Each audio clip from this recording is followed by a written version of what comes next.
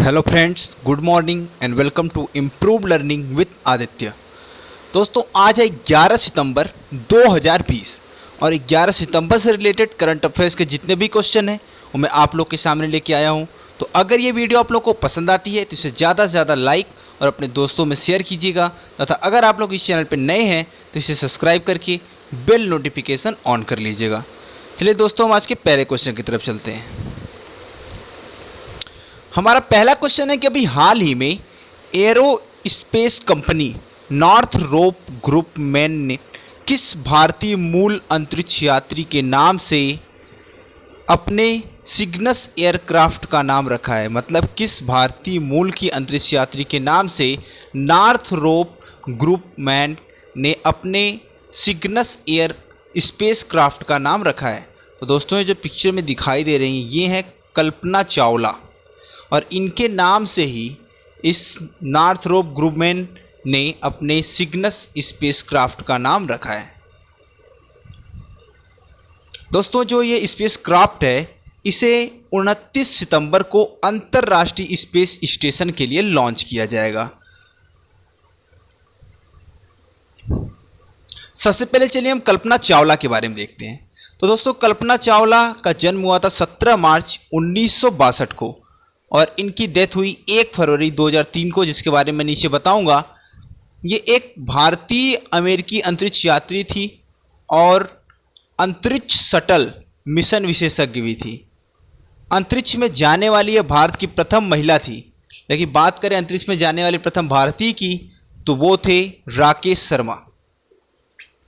दोस्तों, कल्पना चावला मार्च 1995 में नासा के अंतरिक्ष यात्री कोर में शामिल हुई और इन्हें 1998 में अपनी पहली उड़ान के लिए चुना गया। इनका पहला अंतरिक्ष मिशन 19 नवंबर 1997 को 6 अंतरिक्ष यात्री दल के साथ अंतरिक्ष शटल कोलंबिया की उड़ान STS-87 से शुरू हुआ। कल्पना अंतरिक्ष में उड़ने वाली प्रथम भारतीय महिला थी तथा भारतीय मूल की दूसरी व्यक्ति थी। इससे पहले राकेश शर्मा 1984 में सोवियत अंतरिक्ष यान से उड़ान भर चुके थे।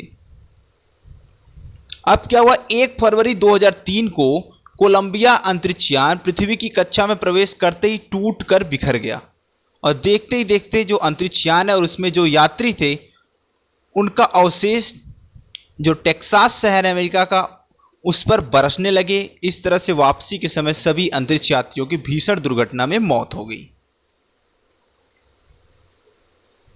अब दोस्तों, मैं आपको बता दूं कि ये इंटरनेशनल स्पेस स्टेशन क्या होते हैं। तो दोस्तों, ये एक स्पेस स्टेशन एक स्पेस क्राफ्ट होता है। इसमें अंतरिक्ष यात्री रहकर कई तरह के प्रयोग करते हैं। यह लंबे समय तक अंतरिक्ष में रह सकता है और अंतरिक्ष स्टेशन से दूसरा अंतरिक्ष यान भी जुड़ सकता है। अभी इंटरनेशनल स्पेस स्टेशन की बात करें तो सबसे लोकप्रिय है ISS।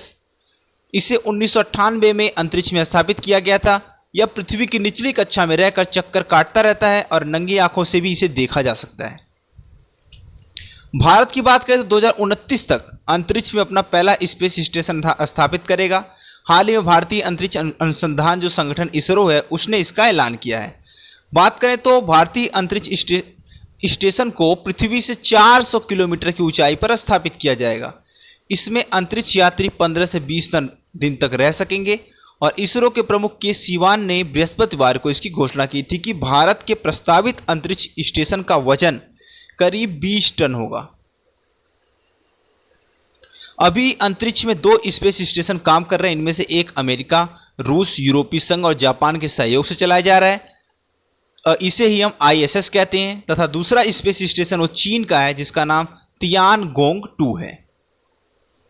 हमारा नेक्स्ट क्वेश्चन है कि अभी अखिल भारतीय टेनिस संघ के नए अध्यक्ष कौन बने हैं। दोस्तों, ये जो पिक्चर में दिखाई दे रहे हैं यह अनिल जैन और इन्हें ही अभी अखिल भारतीय टेनिस संघ का अध्यक्ष बनाया गया है। तो चलिए सबसे पहले हम ऑल इंडिया टेनिस एसोसिएशन अर्थात अखिल भारतीय टेनिस संघ के बारे में देख लेते हैं। इसकी स्थापना हुई थी मार्च 1920 में। अध्यक्ष इसके अभी बने अनिल जैन। हेडक्वार्टर इसका है दिल्ली में और ये इंटरनेशनल टेनिस फेडरेशन तथा एशियन टेनिस फेडरेशन के साथ जुड़ा हुआ है। हमारा नेक्स्ट क्वेश्चन है कि भारत ने साक्षरता मिशन के पढ़ना लिखना अभियान के तहत कब तक पूरी तरह से साक्षर देश बनने का लक्ष्य रखा है? तो दोस्तों भारत 2030 तक पढ़ना लिखना अभियान के तहत पूरी तरह से साक्षर देश बनने का लक्ष्य रखा है। इस बार के अगर हम साक्षरता की बात करें तो 96.2% के साथ केरल एक बार फिर से पहले स्थान पर है तथा सबसे आखिरी पोजीशन पे 66.4% के साथ आंध्र प्रदेश है। उत्तर प्रदेश की साक्षरता दर की बात करें तो 73% है। दिल्ली है 88.7% के साथ दूसरे स्थान पर। 87.6% के साथ उत्तराखंड है तीसरे स्थान पर।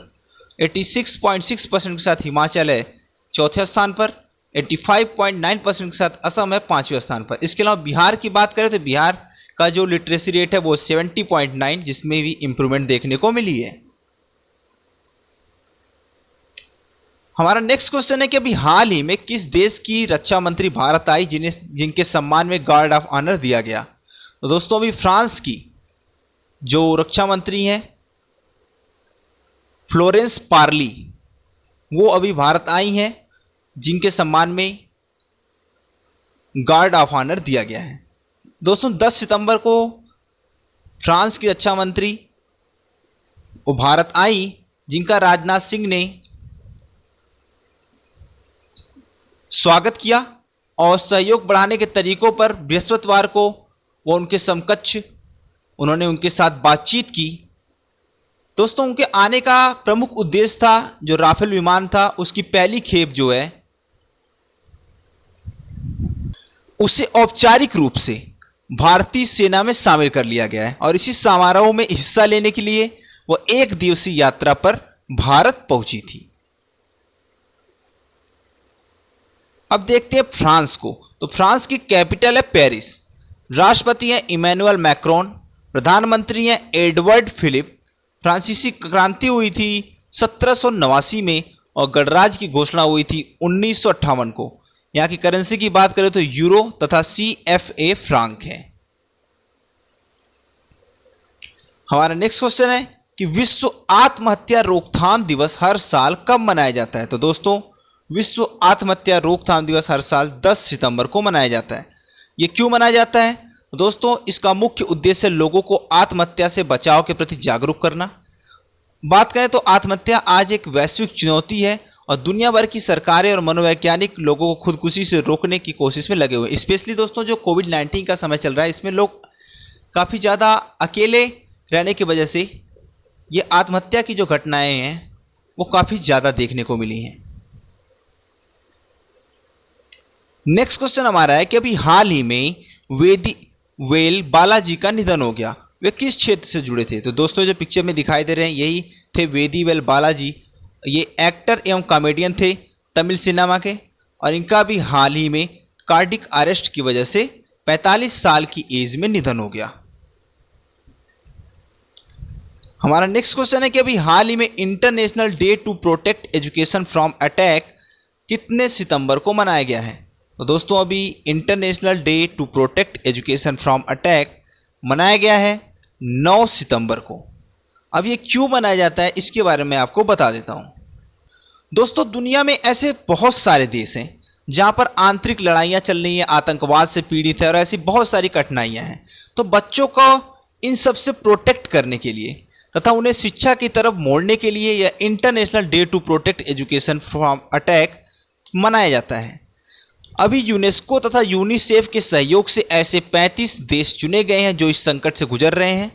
इन देशों के लगभग 7.5 करोड़ बच्चे ऐसे हैं जिनकी उम्र 3 से 18 साल के बीच है और वो प्रॉपर जो स्टडी है वो उनकी नहीं हो पा रही है, अर्थात उनकी शिक्षा जो है वो सही ढंग से नहीं हो पा रही है। तो ऐसे ही देशों की शिक्षा व्यवस्था को सुचारू रूप से चलाने के लिए international day to protect education from attack का पहला संस्करण इस बार मनाया गया है। दोस्तों एक बात याद रखिएगा, ये इसका पहला संस्करण था। अब इसे यूनिसेफ मनाता है, तो यूनिसेफ के बारे में हम देख लेते हैं। यूनिसेफ अर्थात यूनाइटेड नेशंस चिल्ड्रंस फंड स्थापना हुई थी संयुक्त राष्ट्र महासभा द्वारा 11 दिसंबर 1946 को। इसके प्रमुख हैं एन वेनमन और 1965 में यूनिसेफ को उसके बेहतर कार्य के लिए नोबेल पुरस्कार से भी सम्मानित किया जा चुका है। और इसका उद्देश्य है बच्चों का विकास, बुनियादी शिक्षा, लिंग के आधार पर समानता, बच्चों का हिंसा से बचाव, शोषण से बचाव, बाल श्रम का विरोध, HIV एड्स और बच्चों के अधिकारों के लिए वैधानिक संघर्ष। तो इतना आप यूनिसेफ से रिलेटेड जरूर याद रखिएगा। नेक्स्ट क्वेश्चन हमारा है कि अभी हाल ही में नेशनल स्कूल ऑफ ड्रामा के नए अध्यक्ष कौन बनाए गए हैं। दोस्तों एक जो पिक्चर में दिखाई दे रही है परेश रावल, और इन्हें अभी नेशनल स्कूल ऑफ ड्रामा का नया अध्यक्ष नियुक्त किया गया है। इसके बारे में देख लेते हैं। तो इसकी स्थापना हुई थी 1959 को और ये नई दिल्ली में स्थित है। हमारा नेक्स्ट क्वेश्चन है कि अपने देश की सुरक्षा को खतरा बताते हुए अमेरिका ने किस देश के 1000 नागरिकों का वीजा रद्द कर दिया है। तो दोस्तों अभी अपने देश की सुरक्षा को का लिए खतरा बताते हुए अमेरिका ने चीन के 1000 नागरिकों का वीजा रद्द कर दिया, जिसकी वजह से चीन और अमेरिका के बीच में तनाव काफ़ी बढ़ गया है। दोस्तों इनमें अधिकांश जो थे वो छात्र और शोधकर्ता हैं। अमेरिका का आरोप है कि ये चीनी रिसर्चर या अध्ययन के नाम पर डेटा चुराने की कोशिश कर रहे हैं। वे स्टूडेंट्स वीजा का दुरुपयोग करते हुए अनुसंधानों के चोरी का प्रयास कर रहे हैं, इसलिए उनका वीजा रद्द करने का फैसला किया गया है। चलिए फिर हम चीन के बारे में देख लेते हैं। तो चीन की कैपिटल है बीजिंग, राष्ट्रपति हैं जी जिनपिंग, करेंसी है रेनमिनबी, और अभी हाल ही में चाइना ने अपना रक्षा बजट बढ़ाकर $179 अरब कर लिया है। इसके अलावा दोस्तों अभी हाल फिलहाल में पिछले कुछ टाइम से भारत और चाइना के बीच में LAC पर काफ़ी ज़्यादा गतिरोध बढ़ गए हैं, और अभी हाल ही में 45 साल बाद LAC पर चीन की तरफ से गोलाबारी की गई थी। अब अमेरिका के बारे में देख लेते हैं। तो संयुक्त राज्य अमेरिका की कैपिटल है वाशिंगटन DC, राष्ट्रपति हैं डोनाल्ड ट्रंप और उपराष्ट्रपति हैं माइक पेंस। यूनाइटेड किंगडम से इसको स्वतंत्रता मिली थी 4 जुलाई 1776 को। करेंसी है इसकी US डॉलर, और यहाँ की प्रमुख पार्टी है डेमोक्रेटिक तथा रिपब्लिकन। हमारा नेक्स्ट क्वेश्चन है कि थॉमस कप जो कि पुरुषों से संबंधित है तथा उबेर कप जो महिलाओं से संबंधित है, ये बैडमिंटन प्रतियोगिता का आयोजन किस देश में किया जाएगा। तो दोस्तों इस बैडमिंटन प्रतियोगिता का आयोजन किया जाएगा अपने देश भारत की बात करें तो यहाँ से PV सिंधु ने इसमें पार्टिसिपेट करने की लिए हाँ कर दिया है, और ये जो आयोजन है ये डेनमार्क में किया जाएगा। लेकिन सबसे बड़ी बात दोस्तों कि डेनमार्क ने खुद इससे अपना नाम वापस ले लिया, अर्थात डेनमार्क जो है इसमें पार्टिसिपेट नहीं करेगा, लेकिन इसका आयोजन जो है वो डेनमार्क में किया जाएगा। तो चलिए हम डेनमार्क के बारे में देख लेते हैं। डेनमार्क की कैपिटल है कोपेनहेगन, महारानी है मार्ग्रेथा द्वितीय, प्रधानमंत्री आंद्रेस फाग राममुसेन, और करेंसी है डेनिश क्रोन, और यह जो है उत्तरी यूरोप में स्थित एक देश है। हमारा नेक्स्ट क्वेश्चन है कि अभी हाल ही में किस संस्था ने स्कूलों में जंक फूड के विज्ञापनों पर बैन लगा दिया है। तो अभी FSSAI ने स्कूलों में जंक फूड के विज्ञापनों पर पूर्णतः बैन लगा दिया है। तो चलिए हम पहले FSSAI के बारे में देखते हैं। तो इसका पूरा नाम है food safety and standard authority of India, भारतीय खाद्य सुरक्षा एवं मानक प्राधिकरण। दोस्तों इसकी स्थापना खाद्य सुरक्षा तथा मानक अधिनियम 2006 के अंतर्गत किया गया। यह प्राधिकरण स्वास्थ्य और परिवार कल्याण मंत्रालय के अंतर्गत आता है। इसका उद्देश्य खाद्य सामग्री के लिए विज्ञान पर आधारित मानकों का निर्माण करना, खाद्य पदार्थों के विनिर्माण, भंडारण, वितरण, बिक्री तथा आयात आदि को नियंत्रित करना है। इसकी स्थापना की बात करें तो 2011 में की गई थी। हेडक्वार्टर इसका नई दिल्ली में है और इसके प्रमुख हैं आशीष बहुगुणा। हमारा नेक्स्ट क्वेश्चन है कि हाल ही में किस राज्य सरकार द्वारा महिलाओं और बच्चों के लिए YSR संपूर्ण पोषण तथा YSR संपूर्ण पोषण प्लस योजना शुरू की गई है। तो दोस्तों यहाँ पे आपको YSR दिख रहा होगा, इससे आप समझ जाइएगा कि ये आंध्र प्रदेश में योजना शुरू की गई है। इसमें महिलाओं और बच्चों को जो है संपूर्ण आहार दिया जाएगा, पूरा पोषक तत्वों से युक्त उन्हें भोजन दिया जाएगा। तो चलिए हम सबसे पहले आंध्र प्रदेश के बारे में देखते हैं। आंध्र प्रदेश की कैपिटल है हैदराबाद, प्रस्तावित कैपिटल है अमरावती जो कि 2024 से प्रभावी होगी। मुख्यमंत्री हैं वाई एस जगनमोहन रेड्डी, देखिए यहाँ पे वाई एस दिया हुआ है।